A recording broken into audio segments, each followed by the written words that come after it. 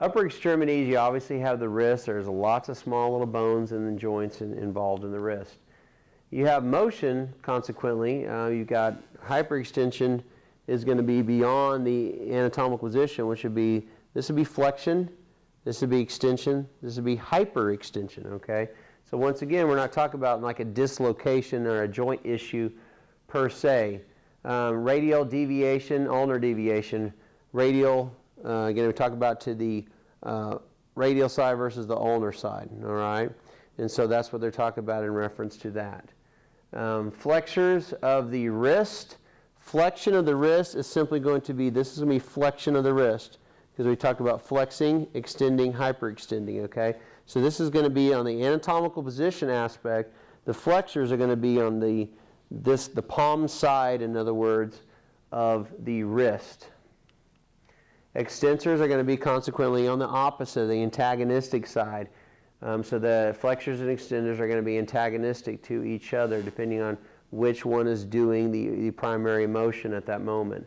And so but you see on both cases, on the flexor side, the preface is flexor carpi radialis, flexor carpi ulnaris, flexor digitorum superficialis. So you got the prefix of flexor involved, so that pretty much tells you where they're located, as opposed to the extensor carpi ulnaris, extensor digitorum, extensor digiti minimi.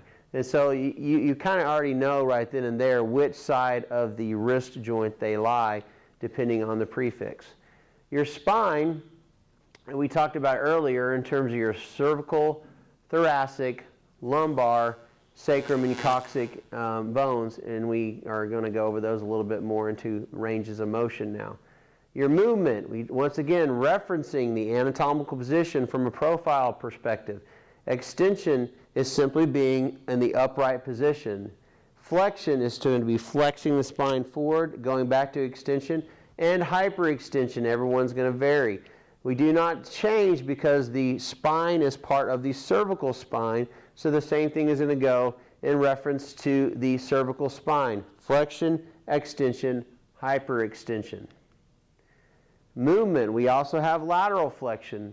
It's not necessary that your arms are over your head. We're just doing that to emphasize what we're looking at. You have lateral flexion, and you have lateral flexion in terms of your cervical spine as well.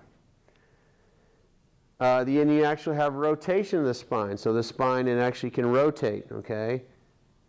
Same thing with the head. And you can combine the movements, okay, to get the most out of it. You have different types of issues that are going to occur with misalignment of the spine. A very common thing you'll see is a scoliosis, is a lateral curvature of the spine. It can vary from different degrees. Different people have different issues with that. You definitely need to understand that. When you're talking about spine loading activity, you might be needing to work the person unilaterally, and they might have very offset 60-40, 30-70 strength levels depending on the severity of their issue. Another one is kyphosis versus lordosis. Kyphosis is going to be almost like a hunchback. Lordosis is going to be like an oversway back, which would be seen right here. So flat back, you're going to see that a lot. Posterior tilt of the pelvis, we're going to talk about that here in a second. But when people tend to flatten their back out, we're not really supposed to have, people will say, keep a flat back. Well, really, we're not supposed to have a flat back. And a proper spine, there actually is going to be some actual curvature in the spine. So we'll talk about that here some more in a minute. Neck muscles, the spine, you got the sternocleidomastoid, which is going to be helpful in actual rotation of the neck. It's not just going to be lateral flexion or flexion. You got your abdominal walls, your rectus abdominis, your obliques, which are going to assist in the flexion of the spine.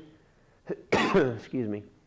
You got your erector spinae group, which is going to be the muscles that make you come erect or upright. And so those are simply what those are referring to. Be generally familiar with those.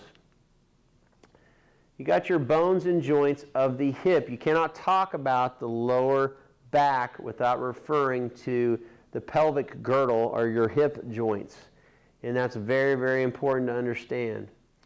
In the hip, you have horizontal. Hold on one second.